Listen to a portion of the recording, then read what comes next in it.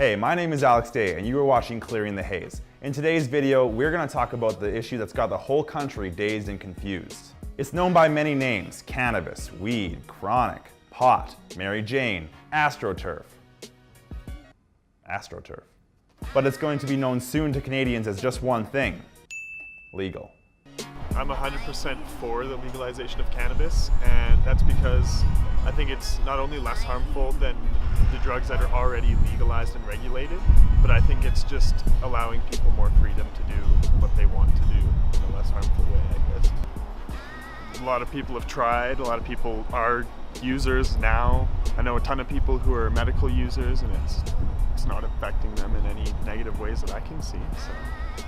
I believe some people suffer from some chronic illnesses or maybe have some kind of anxiety, and they need to maybe repress that to feel a little bit better and enjoy their everyday lives. I think it would be beneficial to society because we've never done anything like this before. It'd be cool to have a little bit of a change and see how we could also profit. My only concern would be like if children 100% wouldn't be able to get their hands on it. But other than that, like if we're taking the right steps to have like your medical card and do it in a legal way. A big part of Trudeau's platform during his election campaign was legalizing marijuana. It seemed to work, right? So obviously the nation wants it, right?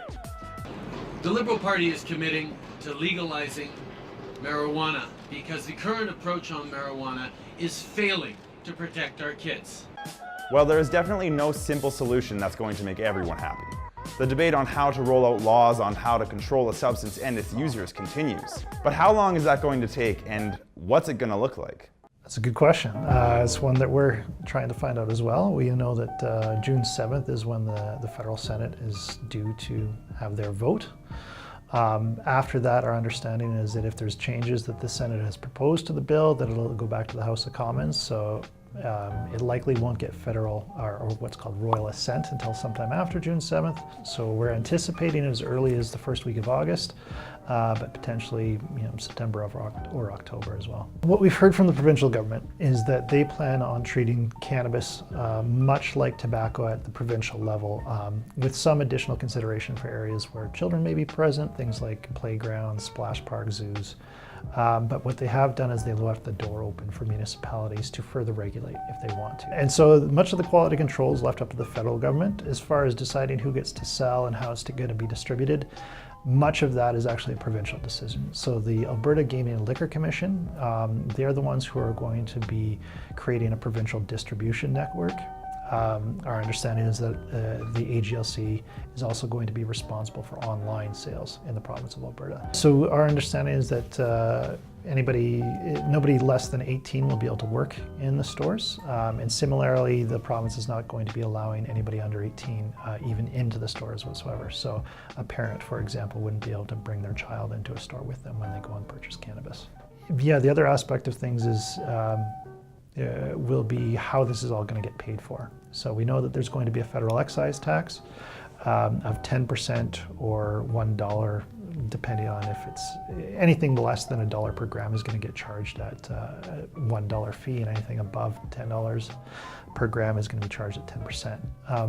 Of that tax, of the 10% tax, the federal government has allotted 75% going back to provinces. And we as a municipality are still waiting to figure out how much of that tax is actually going to end up coming back to the municipalities. We sent our producer Brandon down to Cannabis Con to see what all the fuss is about. Cannabis Con, basically just a conference here in Calgary with all the big licensed producers and manufacturers, quality control people, banks, enthusiasts, speakers, all there for the day.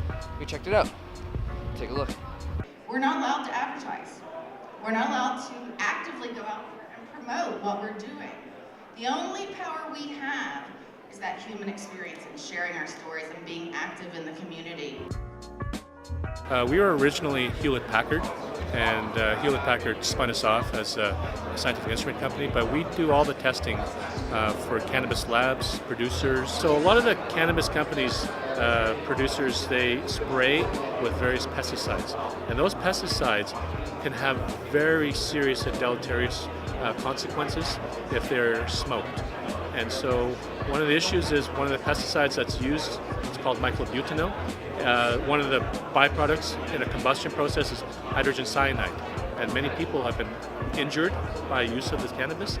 And so now the government is regulating the cannabis industry to test for a list of 95 pesticides. And so we're one of the companies that actually produces instrumentation that enables licensed producers and licensed dealers to do this level of testing.